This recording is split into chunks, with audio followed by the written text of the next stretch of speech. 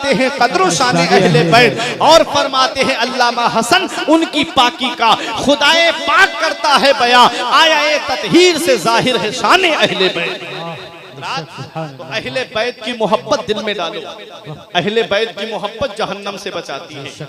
अब तीसरी बात जो मेरे आका ने फरमाई व क़िराअतिल कुरान, और अपनी औलाद को कुरान पढ़ना सिखाओ, अपनी औलाद को कुरान की तालीम दो। गरीब नवाज की वालिदा ने इसी पे अमल किया, अपने बेटे को कुरान की तालीम दिलाई।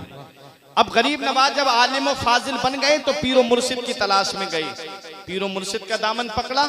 उसके बाद पीरो मुर्शिद लेके गए कहाँ, हज करने के लिए। जब काबे का तवाफ कर रहे थे तो दुआ की, मौला मेरे मुरीद को अपनी बारगाह में कबूल फरमा ले। आवाज आती है गैब से, हमने तुम्हारे मुरीद को कबूल किया, मांग ले मोइनुद्दीन क्या मांगता है। अर्ज किया मौला दिल का हाल तू जानता है। फिर आवाज आई मांग ले, फिर कहा मौला दिल का हाल तू जानता है। तीसरी मर्तबा फिर आवाज आई मांग ले, कहा मौला दिल का हाल तू जानता है। आवाज आई जो तेरे सिलसिले का होगा, जो तुझसे सच्ची मोहब्बत रखने वाला होगा, उसे उस वक्त तक मौत नहीं आएगी जब तक मैं उसे तौबा की तौफीक नहीं दूंगा। ये गरीब नवाज के चाहने वालों के लिए इनाम है कि गरीब नवाज का चाहने वाला और गौसे आजम का चाहने वाला तब तक दुनिया से नहीं जाएगा जब तक अल्लाह ताला उसे तौबा की तौफीक नहीं देगा। ये शान है। अब गरीब नवाज मक्का शरीफ से मदीना शरीफ आए। हम अपनी किस्मत पे नाज करते ना, हम इस्लाम के गुलशन में रह रहे हैं। इस हिंदुस्तान में इस्लाम आया कैसे है, कभी इस पे गौर किया? इस्लाम हिंदुस्तान की सरजमीन पे पहुंचा कैसे है?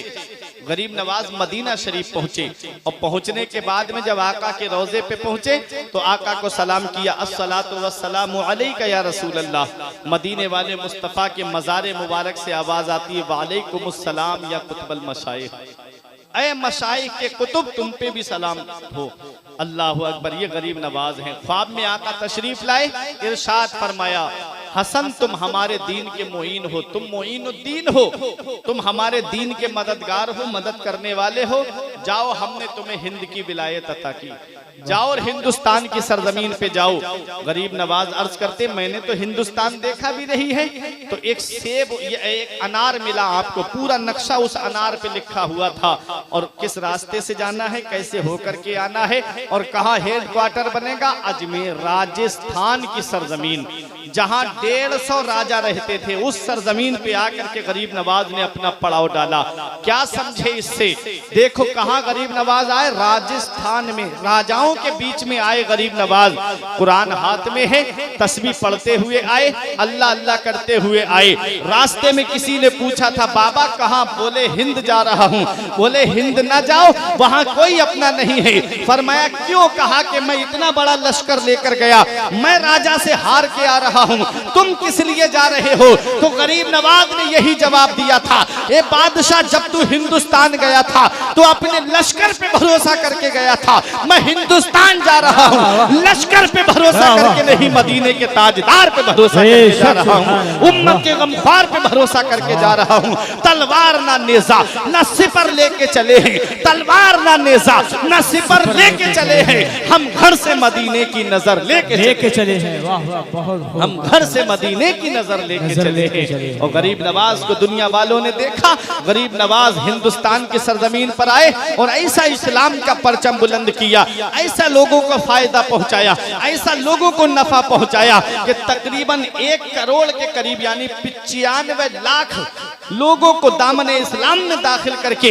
गरीब नवाज ने वो इस्लाम का कारनामा अंजाम दिया है कि जब तक दुनिया बाकी रहेगी लोग गरीब नवाज को याद करते रहेंगे, जब तक दुनिया बाकी रहेगी जब तक लोग गरीब नवाज की याद मनाते रहेंगे। इसलिए याद रखो प्यारे मुसलमानों, जो लोगों को फायदा पहुंचाता है वो जमीन में बाकी रहता है, वो जब तक जमीन के ऊपर रहे तब भी लोग उनको याद करते रहे। आज वो जमीन के नीचे चले गए हैं तब भी लोग उनको याद कर कर रहे हैं। आज यहाँ पर तो फायदा चेहरा देख करके पहुंचाया जाता है, लेकिन गरीब नवाज की वो शान नहीं थी कि उनके यहाँ पर चेहरा देख करके दिया जाए। आज भी उस आस्थाने की ये शान है कि वहाँ पर मुसलमान आए तो उसकी झोली भरी जा रही है, गैर मुस्लिम आए तो झोली भरी जा रही है, सिख ईसाई आए उसकी झोली भरी जा रही है। वहाँ तो मांगने वालों के दिल को देखा जा रहा है, वहाँ तो मांगने वालों की नीयत को देखा जा रहा है।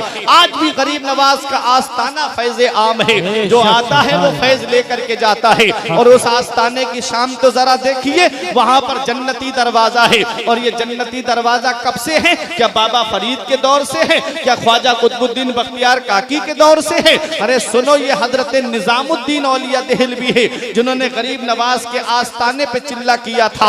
आपकी आंख लग गई, ख्वाब में क्या देखा कि मदीने वाले मुस्तफा तशरीफ लाते हैं, साथ में इमाम हसन है और साथ में इमाम हुसैन है।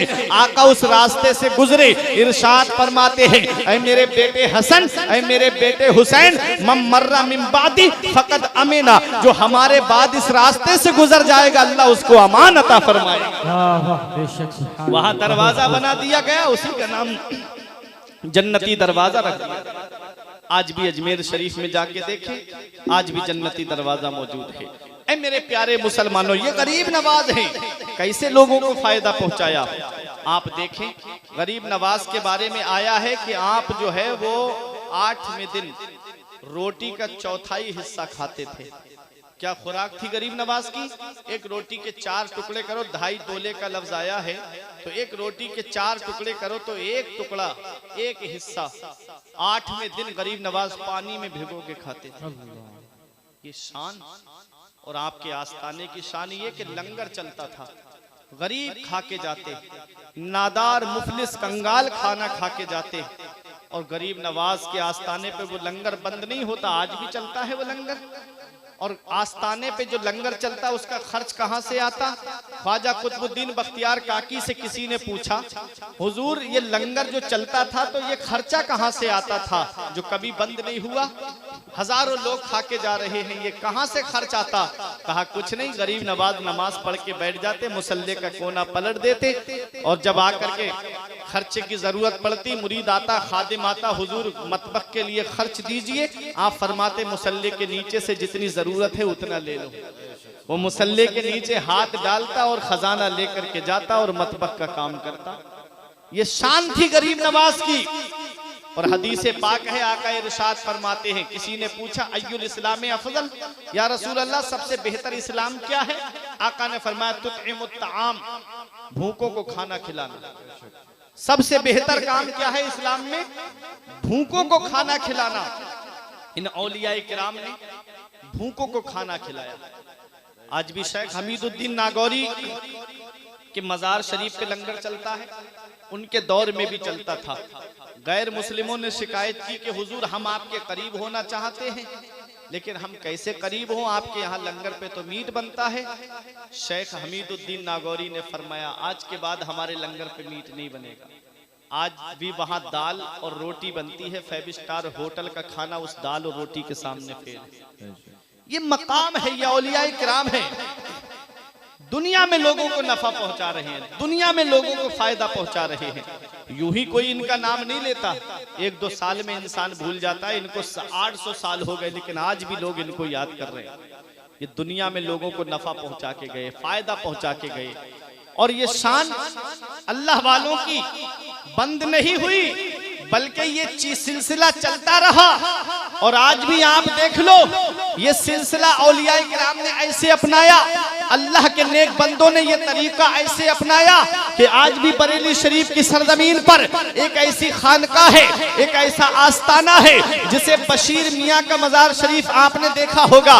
बशीर मियाँ का नाम आप जानते होंगे। शाहजी मोहम्मद शेर मियाँ के एक खलीफा हैं अब्दुल बशीर मियाँ, जिनका मजार पीलीभीत शरीफ की सरजमीन पर है, और एक है बशीर मियाँ जिनका मजार बरेली शरीफ की सरजमीन पर है। शाहजी मियाँ के पीर का नाम शेख अहमद अली है। है। और अहमद शाह अहमद अली के पीरो मुर्शिद का नाम शाह दरगाही है, और शाह दरगाही के पीरो मुर्शिद का नाम हाफिज शाह जमालुल्लाह है, जिनका मजार रामपुर की सरजमीन पर है। लेकिन आओ मैं आपको दिखाना चाहता हूँ, बशीर मियाँ के यहाँ लंगर चलता था, और गरीब खाना खा के जाते, मुफलिस खाना खा के जाते, बेवाएं खाना खा के जाती, यतीम खाना खा के जाते, और आप गंगा नदी के किनारे पहुंच के अल्लाह की इबादत करते।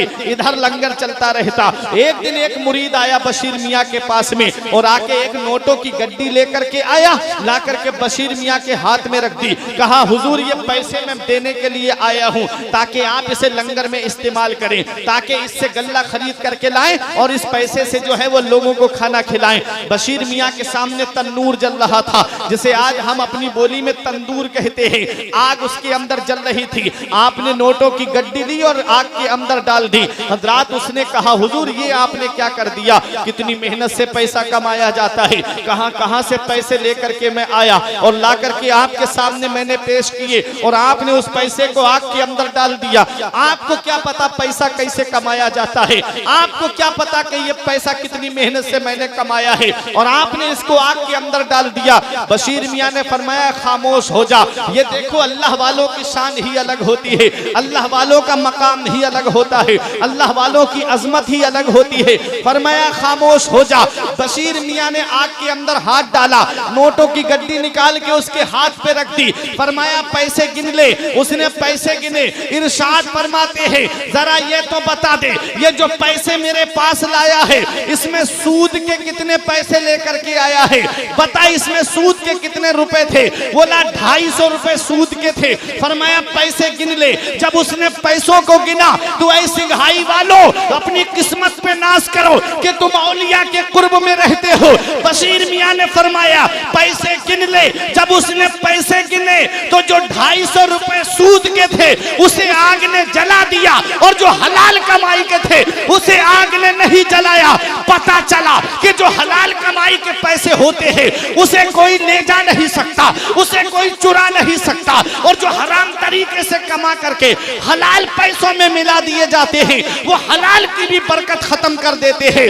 बशीर मियाँ फरमाते हैं तू सूद के पैसे लेके मेरे पास आया ताकि मैं इससे लंगर पे खाना खिलाऊं और लोग खाना खा के जाएं। अल्लाह उनकी दुआएं कबूल नहीं करता, जिम्मेदार मैं हो जाता। ये अल्लाह वाले हैं जिनकी निगाहें देख रही है कि हमारे नाम पे खर्च करने वाला कौन हलाल तरीके से खर्च कर रहा है, कौन हराम तरीके से पैसा ला करके खर्च कर रहा है।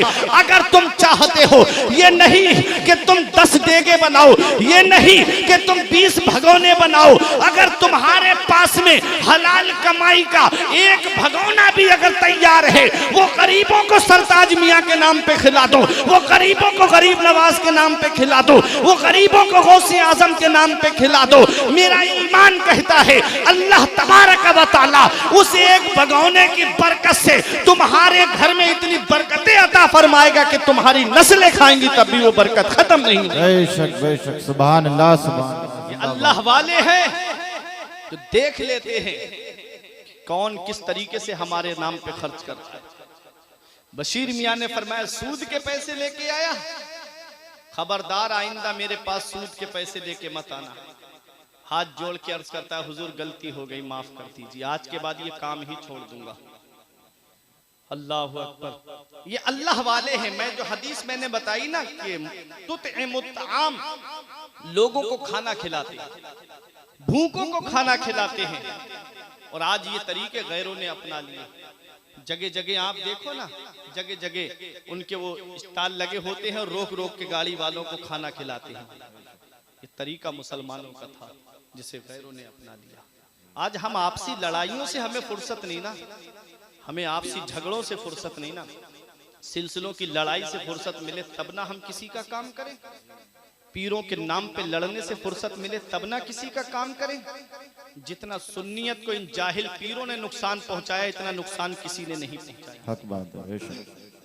अपनी अपनी टोलियां अलग बना दी, ये मेरा मुरीद है वो फला का मुरीद है, उससे बात मत करना, उससे कलाम मत करना। हदीस पाक में सुनाऊं आपको, सारे झगड़े खत्म हो जाएंगे, आपसी इख्तिलाफात। आका फरमाते हक़ुल मुस्लिम अलल मुस्लिम खम्स, मुसलमान के मुसलमान पे 5 हक हैं। बेशक। एक मुसलमान के दूसरे मुसलमान पे कितने हक हैं? 5 हक हैं। आका ने फरमाया जब वो सलाम करे तो उसके सलाम का जवाब दे। कितनी भी लड़ाई सही, कितनी भी बुराई सही, कितना भी तुम्हारा झगड़ा सही, अगर एक मुसलमान दूसरे मुसलमान को सलाम कर रहा है तो वो उसके सलाम का जवाब दे। और सलाम का जवाब देना वाजिब है, अगर जवाब नहीं दिया तो तर्क वाजिब की वजह से गुनाहगार हो जाओगे। एक हक। दूसरा हक, जब उसे छींक आए तो छींक का जवाब दे। जब उसे छींक आए वो अल्हम्दुलिल्लाह कहे तो बराबर में बैठा हुआ मुसलमान यरहमुकल्लाह कहे। 2 हक हो गए। तीसरा हक आका ने फरमाया जब वो दावत करे तो उसकी दावत को कबूल करे। बेशक। जब एक मुसलमान दूसरे मुसलमान की दावत करे तो वो उसकी दावत को कबूल करे।